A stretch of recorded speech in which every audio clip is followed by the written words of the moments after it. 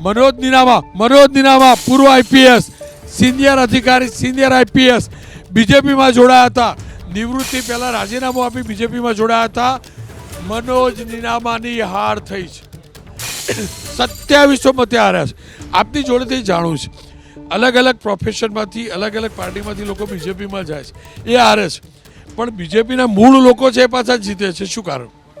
एना बधा घणा बधा कारणों होई शके कारण के भाजप पार्टी जे छे एने कई रीते मूलवे छे कई रीते जे अलग अलग जे प्रोफेशनलमांथी जे आव्या होय ए मतदारों सुधी पहोंचवामां केम निष्फळ जाय छे एनुं एक सर्वे करवानी जरूर छे।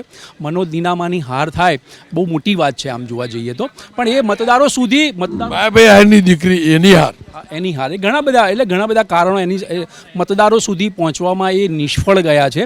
मतदारोने आकर्षवामां के आ शुं करी शकशे स्थानिक उमेदवार राजकारणमां नथी अने राजकारणमां आव्या छे एने राजकारणनो अनुभव नथी घणा बधा फેક્ટર્સ काम करी शके रोनकभाई। શું કારણ એક વરિષ્ઠ આઈપીએસ તમારા પક્ષમાં જોડાયા છે પણ જીતાડી નથી શકતા તમે લોકો અને social media star Ankita Parmar એમની જીત થઈ છે કઈ બેઠક હતી નેહા સુથાર એમની પણ જીત થઈ છે।